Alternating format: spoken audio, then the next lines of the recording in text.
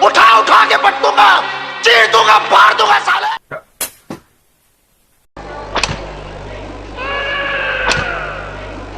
बॉलीवुड में अक्सर स्टार्स के बीच लड़ाई झगड़े और अनबन की खबरें आती रहती हैं। कई बार तो ऐसा भी हुआ जब हीरोइन भी आपस में भिड़ गई और नौबत मारपीट तक पहुंच गई। सेलिब्रिटी जहां अपनी ग्लैमर लाइफ के लिए मशहूर रहते हैं, वहीं इनके लड़ाई झगड़े भी मीडिया में खूब सुर्खियां बटोरते हैं। वैसे तो बॉलीवुड में कई ऐसे अभिनेता हैं जिन्हें गुस्से का बहुत तेज माना जाता है। बात अगर गुस्से की आए और सलमान खान का जिक्र ना हो, ऐसा कैसे हो सकता है? जी हाँ दोस्तों, बॉलीवुड के दबंग खान यानी सलमान खान को कौन नहीं जानता। सलमान खान जितने अपनी फिल्मों के लिए मशहूर हैं, उतने ही अपने गुस्से के लिए भी मशहूर हैं। कई ऐसे एक्टर हैं जिनका झगड़ा सलमान खान से हो गया और उसके बाद उनका कैरियर खत्म होने में जरा भी देर नहीं लगी। सलमान से पंगा लेना उन्हें इतना भारी पड़ा कि बॉलीवुड में उनका रहना और जीना दोनों ही दुश्वार हो गया। ऐसा कहा जाता है कि सलमान खान को गलत बात बिल्कुल भी बर्दाश्त नहीं है, जिस वजह से सलमान को गुस्सा भी बहुत ज्यादा आता है। और जब सलमान को गुस्सा आता है तो सामने वाले की आफत आना तय है। जी हाँ दोस्तों, आज हम बॉलीवुड के उन्हीं सितारों से आपको रूबरू करवाएंगे जिन्हें सलमान खान का गुस्सा बड़ा भारी पड़ा और कुछ को तो सलमान खान ने थप्पड़ तक मारा है और उनमें से एक ने सलमान खान के थप्पड़ का जवाब भी दिया था। तो आइए जानते हैं कि उसने कैसा जवाब दिया और आखिरकार कौन है वो बॉलीवुड स्टार। इनमें सबसे पहला नाम है विवेक ओबरॉय। सलमान और विवेक का झगड़ा आज भी लोगों के जहन में बसा हुआ है। इस झगड़े की वजह भी सभी जानते हैं। विवेक ने बॉलीवुड में अपनी शुरुआत साल 2002 में आई फिल्म कंपनी से की थी। इस फिल्म में विवेक ने एक गैंगस्टर की भूमिका निभाई थी और विवेक की एक्टिंग की जबरदस्त तारीफ भी हुई थी। ऐसा लग रहा था कि फिल्म इंडस्ट्री में एक दमदार एक्टर आ चुका है और ये बहुत आगे तक जाएगा। उसी साल विवेक की रानी मुखर्जी के साथ साथिया मूवी भी आई थी। ये फिल्म भी लोगों को खूब पसंद आई। इसके बाद साल 2004 में विवेक की ऐश्वर्या राय के साथ एक फिल्म आई जिसका नाम था क्यों हो गया ना। इसी फिल्म ने विवेक के कैरियर में एक तरह का ग्रहण लगा दिया था। ये फिल्म ही विवेक को बड़ी भारी पड़ गई। दरअसल हुआ ये था कि इस फिल्म में ऐश्वर्या राय थी। इस फिल्म से जस्ट पहले ही ऐश्वर्या का सलमान खान से ब्रेकअप हुआ था और सलमान खान उस वक्त ब्रेकअप की आग में जल रहे थे और एक दिल जला आशिक हुए पड़े थे। ऐश्वर्या भी उस वक्त बेहद अपसेट चल रही थी। सलमान ऐश्वर्या से शादी करना चाहते थे, मगर ऐश्वर्या ने सलमान के बेहद गुस्सैल और सन की बिहेवियर होने की वजह से सलमान को छोड़ दिया था। उन्हीं दिनों इस फिल्म की शूटिंग चल रही थी जिसमें ऐश्वर्या और विवेक एक साथ थे। इस फिल्म की शूटिंग के दौरान विवेक भी ऐश्वर्या पर फिदा हो गए क्योंकि ऐश्वर्या बेहद खूबसूरत थी और मिस वर्ल्ड रह चुकी थी। ऐसा नहीं है कि विवेक को ऐश्वर्या और सलमान के ब्रेकअप के बारे में पता नहीं था। सब कुछ जानते हुए भी विवेक ऐश्वर्या के प्यार में पड़ गए। वो बात अलग है कि ये प्यार सिर्फ वन साइडेड था, यानी ऐश्वर्या विवेक से प्यार नहीं करती थी। वो विवेक को सिर्फ एक दोस्त मानती थी, जैसा कि फिल्म इंडस्ट्री में सभी एक दूसरे को मानते हैं। मगर विवेक हर बार मीडिया के सामने यही कहते रहते कि ऐश्वर्या और उनका अफेयर चल रहा है और ये दोनों एक दूसरे के प्यार में हैं। बस यही बात सलमान खान को पता चल गई कि विवेक ऐश्वर्या के प्यार में पड़ गया है और हर बार ऐश्वर्या को पटाने और मनाने की कोशिश कर रहा है। एक दिन सलमान ने गुस्से और शराब के नशे में विवेक ओबरॉय को कॉल किया और खूब गालियां दी और ऐश्वर्या से दूर रहने की धमकी भी दी, मगर विवेक ने सलमान के सामने झुकने से इनकार कर दिया। और एक दिन विवेक ने अपने घर पर मीडिया को बुलाया और सलमान के बारे में काफी कुछ निगेटिव कहा। दरअसल विवेक का इरादा सलमान को बदनाम करके सलमान का कैरियर खत्म करना था, मगर हो इसका उल्टा गया। विवेक की सलमान के साथ बेइंतहा दुश्मनी हो गई। सलमान उस वक्त भी एक सुपरस्टार थे और सलमान की बॉलीवुड में अच्छी जान पहचान थी। विवेक के इस इंटरव्यू के बाद बॉलीवुड के तमाम लोगों ने विवेक से मुंह मोड़ लिया क्योंकि कोई भी सलमान के दुश्मन के साथ काम करके सलमान की नाराजगी मोल नहीं लेना चाहता था। विवेक को सलमान के साथ दुश्मनी बहुत भारी पड़ गई। विवेक को अचानक फिल्में मिलनी बंद हो गई और सलमान खान के साथ दुश्मनी के साइड इफेक्ट भी विवेक को दिखाई देने लगे।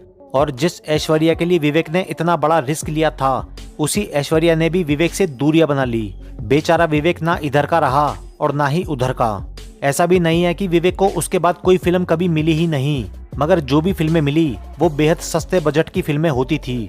एक एक्टर की जिंदगी में बड़े बजट की फिल्में मिलना एक ख्वाब की तरह होता है। बड़ा एक्टर वही माना जाता है जो बड़े बजट की फिल्में करता है, मगर विवेक को कभी भी बड़े बजट की फिल्में नहीं मिल पाई जिसके पीछे सलमान खान का हाथ था और इस तरह विवेक बॉलीवुड में पूरी तरह फ्लॉप होकर रह गए। वैसे तो सलमान ने ऐश्वर्या का भी कैरियर पूरी तरह खत्म करने की कोशिशें की थी। सलमान की वजह से ऐश्वर्या को भी कई फिल्मों से निकाला गया था जिस बात से ऐश्वर्या भी बेहद डिप्रेशन में थी। मगर उसके बाद ऐश्वर्या ने एक स्मार्ट कदम उठाया। ऐश्वर्या ने अभिषेक बच्चन से शादी कर ली और बच्चन परिवार की बहू बन गई। बच्चन परिवार फिल्मी दुनिया के सबसे बड़े परिवारों में से एक है। सलमान बच्चन परिवार का कुछ नहीं बिगाड़ सकते, ये बात ऐश्वर्या को अच्छे से पता थी। सलमान से पीछा छुड़ाने का ऐश्वर्या को शायद यही सबसे बेस्ट तरीका लगा और अभिषेक से शादी हो जाने के बाद ही ऐश्वर्या का सलमान से पूरी तरह से पीछा छूट गया। इसके बाद ऐश्वर्या को कैरियर बनाने में भी कोई दिक्कत नहीं आई। इसके अलावा रणबीर कपूर ने भी सलमान के गुस्से को झेला है। सलमान और रणबीर की कोल्ड वॉर के बारे में शायद ही कोई होगा जो नहीं जानता होगा। जिस तरह विवेक ओबरॉय सलमान की आंखों में खटकते थे, उसी तरह रणबीर को भी सलमान बिल्कुल पसंद नहीं करते थे, जिसकी वजह कैटरीना कैफ थी। दरअसल रणबीर कैटरीना को डेट करने लगे थे, ये जानते हुए भी कि कैटरीना सलमान की गर्लफ्रेंड है। मगर रणबीर ने इस बात की कोई परवाह नहीं की और वो जानबूझकर कैटरीना से नजदीकी बढ़ाते रहे। दरअसल रणबीर भी सलमान से एक पुरानी बात का बदला ले रहे थे। दरअसल हुआ ये था कि कई साल पहले जब रणबीर फिल्मों में नहीं आए थे और सलमान उस वक्त सुपरस्टार थे, तब एक पार्टी में रणबीर और सलमान खान की किसी बात पर बहस हो गई। बहस के दौरान सलमान अपना आपा खो बैठे और रणबीर को जोरदार थप्पड़ जड़ दिया। उस वक्त तो रणबीर वहां से चले गए, मगर बताया जाता है कि इस घटना के बाद सलमान के पिता सलीम खान ने रणबीर के पिता ऋषि कपूर से इस बात के लिए माफी भी मांगी थी। मगर शायद रणबीर सलमान का वो थप्पड़ कभी भूल नहीं पाए। जब रणबीर फिल्मों में आए तब रणबीर को कैटरीना कैफ के साथ एक फिल्म ऑफर हुई जो थी अजब प्रेम की गजब कहानी। रणबीर को पता था कि कैटरीना सलमान की गर्लफ्रेंड है और रणबीर जानबूझकर सलमान से बदला लेने के लिए कैटरीना को डेट करने लगे। जब सलमान को पता चला कि रणबीर सब जानते हुए भी कैटरीना को डेट कर रहा है, तो सलमान का गुस्सा फिर से फूट पड़ा। सलमान ने रणबीर को धमकाते हुए कैटरीना से दूर रहने के लिए कहा, मगर रणबीर सलमान की धमकी को हल्के में लेते रहे और कैटरीना को डेट करते रहे। कैटरीना कई बार रणबीर के साथ हॉलिडे वेकेशन पर भी गई थी, जिसकी तस्वीर भी सोशल मीडिया पर खूब वायरल होती थी। इसके बाद सलमान और रणबीर के बीच कोल्ड वॉर शुरू हो गई। सलमान और रणबीर कभी भी एक दूसरे को फेस नहीं करते, ना ही एक दूसरे के बारे में कभी कोई बात करते हैं। वैसे कुछ वक्त बाद अपने आप ही रणबीर कैटरीना का ब्रेकअप हो गया था, मगर सलमान और रणबीर की कोल्ड वॉर आज तक कायम है। इसके अलावा सुशांत सिंह राजपूत पर भी इसी फिल्म इंडस्ट्री और सलमान खान ने जमकर कहर ढाया। दरअसल सुशांत सिंह राजपूत ने अपने कैरियर की शुरुआत किस देश में है मेरा दिल से की थी, मगर सुशांत को सही पहचान पवित्र रिश्ता सीरियल से मिली थी। इसके बाद सुशांत ने फिल्मों की तरफ अपने कदम बढ़ाए। साल 2013 में सुशांत की पहली फिल्म आई जिसका नाम था काई पो 6। उसी साल सुशांत की एक और फिल्म आई जिसका नाम शुद्ध देसी रोमांस था। इस फिल्म में सुशांत ने बाकमाल काम किया था। इस बात में कोई शक नहीं कि सुशांत बहुत होनहार एक्टर थे। सुशांत ने कई बेहतरीन फिल्में की। MS धोनी सुशांत की सबसे बेहतरीन फिल्म मानी जाती है। फिल्म इंडस्ट्री को फ्यूचर में बनने वाला एक नया सुपरस्टार मिल चुका था, मगर सुशांत की कामयाबी कुछ लोगों से बर्दाश्त नहीं हुई। इस बात में कोई शक नहीं कि बॉलीवुड में भेदभाव और नेपोटिज्म के शिकार कई एक्टर्स हो चुके हैं। सुशांत के साथ भी कुछ ऐसा ही हुआ। नेपोटिज्म के चक्कर में सुशांत को कई फिल्मों से बाहर कर दिया गया, क्योंकि सुशांत का कोई भी फिल्मी बैकग्राउंड नहीं था। सुशांत जो कुछ भी बन रहे थे अपनी काबिलियत के दम पर बन रहे थे। शायद कुछ लोग सुशांत को आगे बढ़ता हुआ नहीं देखना चाहते थे, इसलिए सुशांत ने कई बार अपने साथ भेदभाव महसूस किया। इसके अलावा आदित्य पंचोली के बेटे सूरज पंचोली से एक पार्टी में सुशांत की बहस हो गई थी और सूरज पंचोली के सर पर सलमान खान का हाथ था। जब सलमान को ये बात पता चली तो सलमान ने सुशांत को धमकाते हुए सूरज से माफी मांगने को कहा, मगर सुशांत ने कहा कि मेरी कोई गलती नहीं है, इसलिए मैं माफी नहीं मांगूंगा। बस यही बात सलमान खान को बहुत बुरी लग गई। फिर वही हुआ जो सबके साथ होता आया है। सुशांत को भी फिल्में मिलनी अचानक बंद हो गई। जो फिल्में पहले से सुशांत के पास थी उनसे भी रातों रात सुशांत को निकाल दिया गया। कई फिल्मों से सुशांत को हटाकर दूसरे एक्टर्स को दे दी गई। सुशांत ये सब बर्दाश्त नहीं कर पाए और डिप्रेशन में चले गए। कई महीनों तक सुशांत डिप्रेशन में रहे और 14 जून 2020 को सुशांत ये दुनिया छोड़कर चले गए। सुशांत की मौत के बाद पूरी फिल्म इंडस्ट्री और सलमान खान को बहुत ज्यादा ट्रोलिंग का सामना करना पड़ा।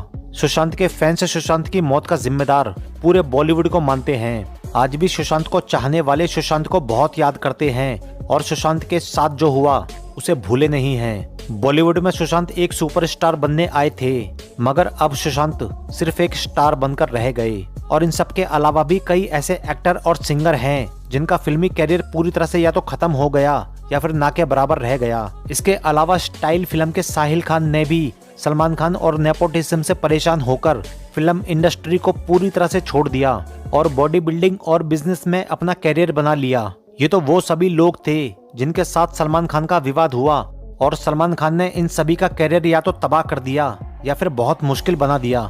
मगर बॉलीवुड में एक ऐसा भी एक्टर है जिसका सलमान खान से बहुत जबरदस्त झगड़ा हुआ था, मगर सलमान उस एक्टर का कुछ भी ना बिगाड़ सके, क्योंकि वो एक्टर कोई छोटा मोटा आदमी नहीं बल्कि बॉलीवुड का किंग खान शाहरुख खान है। शाहरुख खान भी अपने आप में एक बहुत बड़ी हस्ती है। गुस्से के मामले में शाहरुख खान भी सलमान से पीछे नहीं है। वैसे तो इनके बीच बहुत गहरी दोस्ती है, इन्हें बॉलीवुड के करण अर्जुन भी कहा जाता है। लेकिन एक वक्त आया था जब यही करण अर्जुन आपस में एक दूसरे के जानी दुश्मन बन गए थे।